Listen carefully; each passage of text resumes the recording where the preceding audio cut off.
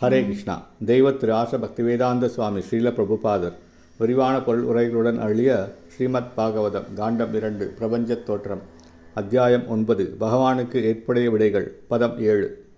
நிச்சம்ய தத் வக்த்ரு தத்ருக்ஷ்யா திசோ விலோக்கிய தத்ராண்யத் அபஷ்யமான ஸ்வதிஷ்ணியம் ஆஸ்தாய விம்ருஷ்ய தத்திதம் தபசி உபாதிஷ்ட விவாததே மன.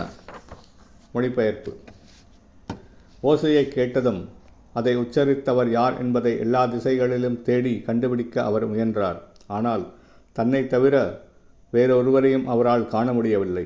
அச்சமயம் தனக்கு கட்டளை இடப்பட்டது போல் தன் தாமரை ஆசனத்தில் திடமாக அமர்ந்து தவத்தை நிறைவேற்றுவதில் தன் கவனத்தை செலுத்துவதுதான் விவேகம் என்று அவர் எண்ணினார். பொருளுரை. வாழ்வில் வெற்றி பெறுவதற்கு படைப்பின் துவக்கத்தில் முதல் ஜீவராசியாக தோன்றிய பிரம்மதேவரின் உதாரணத்தை ஒருவர் பின்பற்ற வேண்டும்.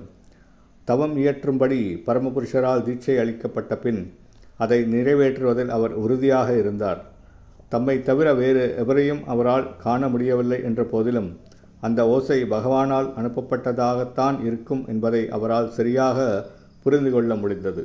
அச்சமயத்தில் வேறெந்த படைப்பும் இல்லாததால் ஒரே ஜீவராசியாக பிரம்மா மட்டும்தான் இருந்தார்.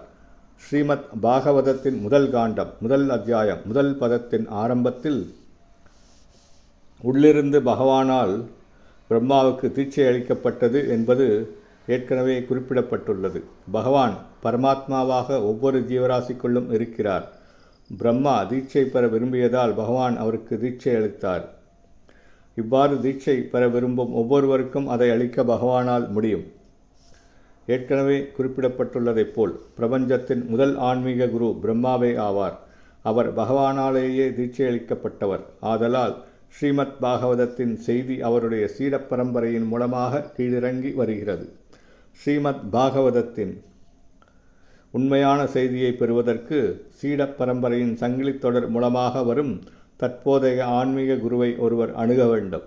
அத்தகைய ஆன்மீக குருவால் முறையாக தீட்சை அளிக்கப்பட்ட பின் பக்தி தொண்டை நிறைவேற்றுவதன் மூலமாக தவம் இயற்றுவதில் ஒருவன் தன்னை ஈடுபடுத்தி கொள்ள வேண்டும்.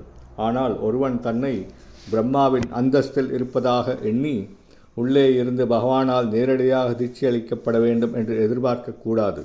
ஏனெனில் தற்போதைய யுகத்தில் ஒருவரையும் பிரம்மாவைப் போல் தூய்மையானவராக ஏற்றுக்கொள்ள முடியாது.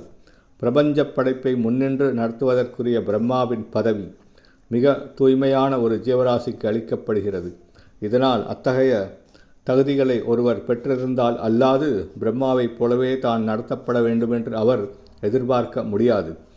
ஆனால் களப்பற்ற தூய பக்தர்களின் மூலமாகவும் குறிப்பாக பகவத்கீதையிலும் ஸ்ரீமத் பாகவதத்திலும் கொடுக்கப்பட்டுள்ளதைப் போன்ற சாஸ்திர உபதேசங்களின் மூலமாகவும் மற்றும் தகுதியுள்ள ஆத்மாவிற்கு கிடைக்கக்கூடிய உண்மையான ஆன்மீக குருவின் மூலமாகவும் அதே வசதிகளை ஒருவர் பெற முடியும்.